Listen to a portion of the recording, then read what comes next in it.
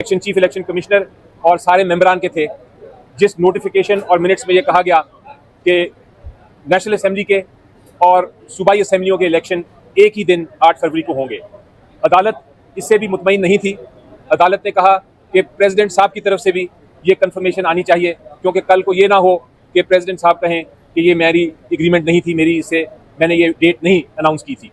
तो प्रेसिडेंट की तरफ से भी जब लेटर आया, वो ख़त आया जिसमें उन्होंने कहा कि ये मीटिंग हुई है और हमने कंसल्टेशन के बाद तारीख अनाउंस कर दी है, इलेक्शन 8 फरवरी को होंगे। अदालत फिर भी सेटिस्फाइड नहीं हुई। अदालत ने फिर अटॉर्नी जनरल और सारे प्रोविंसेस के एडवोकेट जनरल जो रिप्रेजेंट करते हैं अपनी अपनी हुकूमतों को, उनको भी बुलाया, उनसे भी कंफर्मेशन ली कि आपको तो कोई इतराज़ नहीं है, आप मानते हैं कि इलेक्शन 8 फरवरी को ही होना चाहिए और होगा। उन्होंने भी अपनी अपनी हुकूमत की तरफ से ये कंसेंट दी। उसके बाद अदालत ने वार्न कर दिया, वार्निंग दी सबको कि अब हमारे पास ये तारीख हमने नहीं दी, ये तारीख प्रेसिडेंट और इलेक्शन कमीशन ने दी है और इस तारीख पे सारी हुकूमतें एग्रीड हैं। इसलिए अब इसके बाद अगर किसी किस्म की इसमें कोई मसला किया किसी ने, तो वो फिर उसका नतीजा बहुत सख्त होगा। अदालत ने कहा आपने हमारी मीडिएशन वाली साइड तो देखी है, जिसमें हम मुशावरत से आगे बढ़ना चाहते हैं, आपने अभी हमारा गुस्सा नहीं देखा, इसलिए आप गुस्सा ना देखें, आप ऐसी कोई हरकत ना करें जिसकी वजह से हमें किसी किस्म का आपके खिलाफ एक्शन लेना पड़े। उसके साथ साथ अदालत ने यह भी कहा कि कोई भी मीडिया अब ये नहीं कहेगा कि इलेक्शंस जो हैं वो किसी वजह से डिले हो सकते हैं। अब वो ममानियत भी अदालत ने और ये इलेक्शन कमीशन को कहा है कि अगर कोई ऐसा करेगा, अगर ऐसी कोई बात करेगा तो फिर आप पेमरा को उसके बारे में शिकायत करेंगे। आखिरी बात मैं ये कहना चाहता हूँ कि ये पिटिशन पीटीआई ने और सुप्रीम कोर्ट बार एसोसिएशन ने की थी। इसमें मुझे खुशी तो ये है कि सारी पॉलिटिकल पार्टीज़ ने इस फैसले को खुशामदीद कहा है और कहा है कि बहुत अच्छी बात है, इलेक्शन होने चाहिए। लेकिन कोशिश सिर्फ पीटीआई और सुप्रीम कोर्ट बार एसोसिएशन ने की कि ये मामला सुप्रीम कोर्ट तक लाया जाए। आपको याद होगा इससे पहले जब पीटीआई ने ये कोशिश की थी कि इलेक्शन पंजाब और केपीके के भी हों, तो सारी अपोजिशन पार्टीज जो थी, चूंकि वो हुकूमत में थी उस वक्त पीडीएम की, वो इसके खिलाफ थी, वो कह रहे थे इलेक्शन नहीं होना चाहिए। बहरहाल वो माजी है, अब हमें मुस्तकबिल की तरफ देखना है। मेरी नज़र में माजी में क्या हुआ वो भूल जाएं, अब एक नया खुशखबरी आ गई है, एक नया ईरा शुरू होने लगा है मुल्क में इलेक्शंस का। अब हम मुस्तकबिल की तरफ देखें। सबका काम है कि इस इलेक्शन को फ्री, फेयर और जस्ट बनाएं, इनको आज़ाद इलेक्शन बनाएं, इनको ऐसे इलेक्शन बनाएं जिसमें सबको लेवल प्लेइंग फील्ड मिले। इसको ऐसा इलेक्शन बनाएं जो कि हमेशा याद रखे, हमारा मुल्क याद रखे, हमारी तारीख याद रखे कि ये इलेक्शन होता है, ये दुरुस्त इलेक्शन होता है। अब हमारी सारी काविश इलेक्शन कराने की तरफ होनी चाहिए। हमें अपने माजी में किसने डिले किया, किसने नहीं डिले किया, ये भूल जाना चाहिए। मुस्तकबिल की तरफ देखें, इंशाल्लाह पाकिस्तान का मुस्तकबिल बहुत रोशन है, बहुत रोशन है। ये बताइएगा कि ये केस जो है ये पहले से अदालत में है, उमर अता बंदियाल साहब इसका फैसला नहीं करवा सके और अभी ये 2 समातों में इसका फैसला हो गया। आप समझते हैं कि इलेक्शन कमीशन की नीयत में फजूल था या पेशेवराना तौर पे जो काजी साहब है वो ज्यादा मजबूत थे उमर अता बंदियाल साहब की निस्बत? देखिए, मैं आपका सवाल बड़ा जायज़ है, किसी वक्त इस पर तबसरा करेंगे, लेकिन आज खुशी का दिन है, आज खुशी की बातें करें, आज फ्यूचर की बातें करें। जो माजी में इलेक्शन कमीशन ऑफ पाकिस्तान ने किया या नहीं किया वो चले, उसकी ऑब्जर्वेशंस भी आ गई अदालत की तरफ से, कुछ ऑर्डर में भी जिक्र हो गया जो अभी डिक्टेट किया है अदालत ने। लेकिन सबसे जरूरी चीज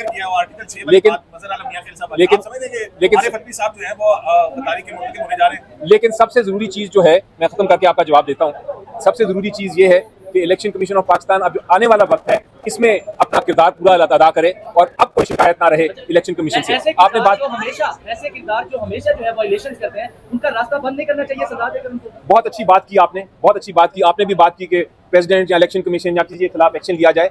अभी फिलहाल पोजीशन ये है, मेरा मौक़िफ़ ये है, बड़ा वाज़ेह मौक़िफ़ है, वो ये है कि ये पार्लियामेंट का काम है। उम्मीद ये है कि इस इलेक्शन के बाद जो पार्लियामेंट आएगा वो आइन में तरमीम करेगा, प्रॉपर कानून साजी करेगा और उस कानून साजी के जरिए कल को रोकेगा अगर कोई सदर या इलेक्शन कमीशन ऑफ पाकिस्तान या कोई और अदारा अगर इलेक्शन को डिले करने में कोई किसी किस्म की इक़दाम करेगा, तो फिर उसकी सज़ा जो है उसको कॉन्स्टिट्यूशन अमेंडमेंट के जरिए दी जाएगी। ये मैं इस किस्म के कानून पे मैं ऑलरेडी काम कर रहा हूँ और मैं इंतजार कर रहा हूँ कि इलेक्शन हो, नया पार्लियामेंट आए, ताकि उसके सामने मैं वो कानून पेश कर सकूँ। बहुत जरूरी बात है कि हम मुस्तक़बिल में इस तरह की गलतियाँ रोकें। अली ज़फ़र साहब, मेरा सवाल बड़ा स्पेसिफिक है, वो ये है कि नोटिस 1 of 2022 है जिसमें आपके सदर ने, आपके भी सदर हैं, उसको गैर आईनी करार दिया गया और आज उस फैसले का हवाला दिया गया और बिलखुसूस जस्टिस फजल आलम मियां खेल के नोट का हवाला दिया गया कि ये आर्टिकल 6 के ज़िम्मे में आती है आईनी खिलाफवर्जी, जिसमें 2 मुकदमा को और एग्जीक्यूटिव को पैनलाइज कर दिया था। ये तो मुशर्रफ से भी ज्यादा संगीन जो है वो एक्ट था 3 नवंबर से। देखिए- तो आज के फैसले में उसको शामिल किया गया है, इसका सदन पर क्या कॉन्सिक्वेंस हो सकता है एज योर लीगल ओपिनियन? देखिए, कोई कॉन्सिक्वेंस नहीं है। अदालत ने एक हिस्टोरिकल फैक्ट, एक तारीखी फैक्ट जरूर अपने रिकॉर्ड किया है कि ये पहले ये फैसला किया था हमने, जिसमें एक माइनॉरिटी ओपिनियन का जिक्र भी किया है। लेकिन जिस तरह आपने सुना, मेरी गुफ्तगू भी सुनी अभी, और जिस तरह आपने सुना सुप्रीम कोर्ट के जज साहिबान की भी गुफ्तगू, और जिस तरह आपने ऑर्डर का एंड भी पढ़ा, उसमें उन्होंने कहा कि अब हमारा वक्त है मुस्तकबिल में देखने का, माजी में जाके सजाएं देना या किसी के खिलाफ बात करना, वो इस वक्त हमारी स्टेज नहीं है। इलेक्शन हो जाने दें, फिर जो पार्लियामेंट है वो खुद ही इकदाम करेगा, और पार्लियामेंट जो है उसका पूरा इख्तियार है कि उसके ऊपर कानून साजी करे और आगे आने के वक्त के लिए इस किस्म के मामला को रोके। ये जो जी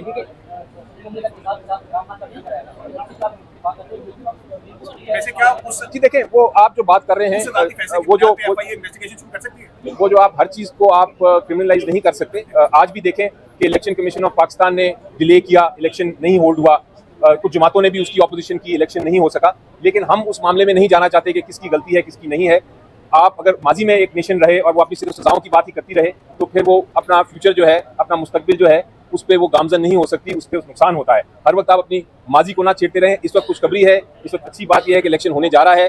पाकिस्तान की आप देखें कि कितनी पॉपुलेशन यंग है, जिसने कभी वोट ही नहीं किया, वो भी पहली बार आज वोट करने जाएंगे इस इलेक्शन में। तो एक ब्राइट फ्यूचर पे स्माइल के साथ हंसते हुए हम आगे चलें। इंशाल्लाह जितने हमारे मसाइल हैं वो सॉल्व हो जाएंगे। उनका हल इलेक्शन ही था, इलेक्शन अब होने जा रहा है। जमहूरियत का यही मकसद है कि आप लोग, अवाम जो आज देख रही है, मेरी बातें सुन रही है और जो इस जजमेंट का इंतजार कर रही थी, वो अपना हक जो है वोट का, उसको जब वोट डालेंगे, अपनी हुकूमत, अपनी पसंद की हुकूमत, अपनी पसंद का पार्लियामेंट लेके आएंगे, तो वही बेहतरी होगी। सिर्फ ये है कि आप जो सामने मुश्किलात आ रही हैं या आएंगी इलेक्शन में, उनको खुश उसलूबी से आइन के मुताबिक, कानून के मुताबिक सॉल्व करें। तो मेरा ख्याल है यही हम सबके लिए सही है।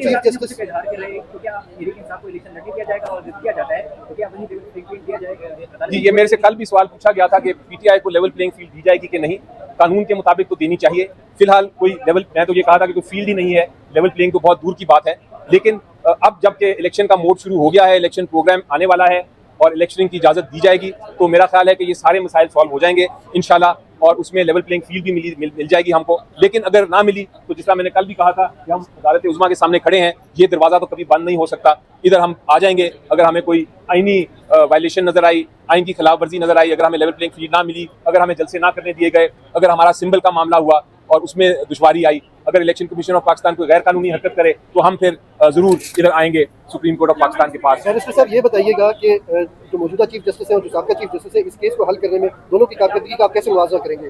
जी देखिए, पहला भी फैसला दुरुस्त है, ये भी फैसला दुरुस्त है, और अब का जो अंदाज़ा मुझे हो रहा है, इस वक्त सुप्रीम कोर्ट ऑफ पाकिस्तान ने बड़ा क्लियरली इसको एक नए एंगल से ट्रीट किया है कि उन्होंने तारीख जो है इलेक्शन की वो बाय कंसेंट दिलवाई है और सबकी कंसेंट ले ली है और वो अपना ऑर्डर का हिस्सा बना दिया है। तो अब मुझे कोई इसलिए ये शायद एक पुरानी जो मसाइल हुए थे उसको देखते हुए ये नया एक हल ढूंढा गया है। बैरिस्टर साहब, ये बताइए कि आपने जिस तरह कहा कि हमें लेवल प्लेइंग फील्ड की अगर ना करनी थी तो हम यहाँ पर आएंगे, तो आप 5 साल का मुस्तकबिल क्या देख रहे? तो शाखाना केस में नायल है, तो क्या वो 5 साल से सियासत से बाहर होंगे या कोई कार्रवाई आप डालेंगे यहाँ पर कि वो इलेक्शन में हिस्सा ले सकें? देखिए, उनका तोशाखाना का जो केस है उसकी अपील फाइल हुई है और उस केस में उनको जो केस है, जो फैसला है, उसको इस्लामाबाद हाईकोर्ट ने सस्पेंड भी कर दिया है और उम्मीद ये है कि बहुत जल्द उसकी समाअत होगी और जो आपका केस है वो फैसला इमरान खान साहब के हक में आएगा और वो केस पिछली वाली जो जजमेंट है वो सेटिसाइड हो जाएगी, उसको कलअदम करार दे दिया जाएगा। तो मेरा ख्याल है ये सिर्फ एक कोई वक्त की बात है, थोड़े से वक्त में आप देखेंगे कि सारे फैसले इंसाफ और कानून के मुताबिक होंगे और इमरान खान साहब इंशाल्लाह लेने जाएंगे।